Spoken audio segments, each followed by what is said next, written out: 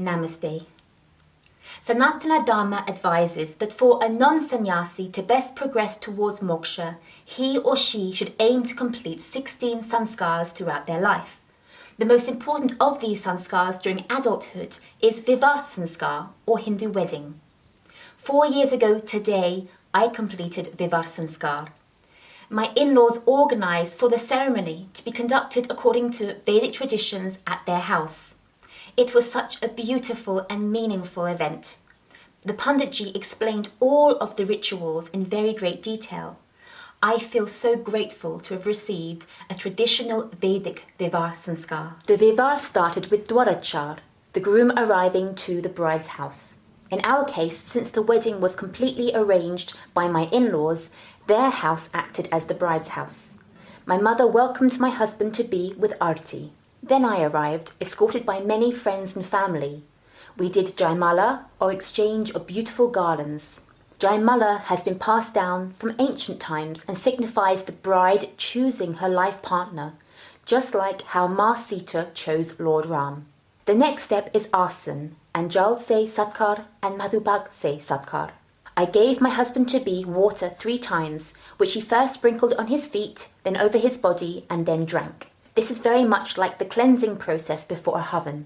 Since the groom has to come to the bride's house and is the most important person in her life, she offers him the best seat or asan and gives him something to eat. A mixture of madhu or honey, ghee and curd. My husband-to-be sprinkled a little bit on all sides, which signified the end of his student life and the start of his role as grihast or householder. The Panditji told him that now he was responsible for all house members and had to ensure they were all happy and taken care of and that they had all eaten before he does, especially before me. There is another significance to madhu or honey. The honeybee takes some honey, yes, but she creates much more, enough for her entire family. And in creating the honey, she helps to produce new fruits, which in turn create new trees. It's even more symbolic for me, because Melissa means honeybee. In fact, some Indians call me Madhu. Then came the Havan. Agni Dev purifies the couple and acts as the witness to the sacred ceremony of marriage. Since Agni is the purest of all elements, a vow taken in front of him is regarded as unbreakable. Panditji also told us that the bride's face must always be uncovered, so that all the relatives and guests can see who is being married and act as witness too. Then my mother did Godam, which is not donation of a gao, but actually means donation for the gao. It symbolizes that I would not be a burden to the groom's family. She then did Kanyadan. Panditji told us that Kanyadan is also very misunderstood. It is not dan of Kanya, but welcoming the groom into the bride's family and vice versa. My mother gave her blessings for me to become an indivisible part of the groom's family, and my in-laws did the same for my husband-to-be. Next, my husband-to-be and I took a pratigya, or vow, that we would be indivisible, like when water from 2 streams is mixed as one. Then came Pani Grahan, where my husband took my hand and accepted me as his wife. He promised to look after me till my old age and to keep me happy at all times. He also accepted me as his posha, meaning that he will provide for all my needs. I responded by saying that I shall not only share the joys and happiness of life with him, but that I will always be there to share with him all the moments of struggle and difficulties as well. Then came Laja home. Laja is puffed rice. Rice plays an important part in all Hindu marriage rituals. It is a symbol of prosperity, and brothers give it to the sister to ensure her prosperity.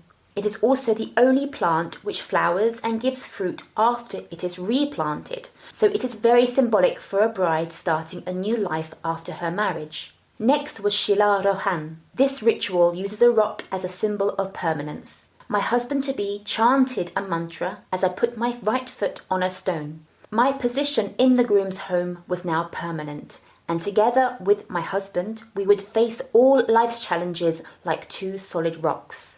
Then came the Parikrama. My sister-in-law tied my sari's palu to my husband's angavastra. We went around Agni 4 times, each Parikrama strengthening our bond. For the first 3 Parikramas, I was an embodiment of Ma Lakshmi, and after the 4th I became the Ardhangani, or half-part, or wife. Panditji said there are only 4 parikramas, not 7 as shown in Bollywood. A very important ritual is Saptapadi. Each of the 7 steps signifies attainment of an important aspect as a married couple. The left foot signifies emotions and sentiments, while the right foot signifies logic and dharma. Therefore, the left foot should never come before the right foot as we take these 7 steps in the journey of life. The first step is attainment of material wealth. Second is attainment of energy and health so that we can enjoy what we have. Third is wealth other than material, for example, our hobbies and passions. Fourth is attainment of happiness under all circumstances. Fifth is children and family. Sixth is to be in tune with the social and natural environment, i.e. that we contribute to society. And 7th is attainment of eternal love. After this we took another parikrama around Agni, but this time with no one leading, signifying that we are equal partners. We then did Hriday Sparsh.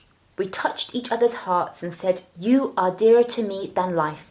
Ab mera Hriday tumhara hua," or "Tumhara Hriday mera hua." My husband put the Mangal Sutra and Sindoor on me. We prayed to Surya Dev, who is the source of all life on earth, and took Ashirwad from our parents and elders. My mother said that it was such a beautiful ceremony, and how could our life together now be anything but happy? She was right. We are grateful to the Devas and Maharishis who created the Vedic civilization and all who preserved it for millennia. To all the Hindus who fought for it so that I could witness it in the 21st century. I hope we can do our bit to preserve this beautiful sacred knowledge for future generations.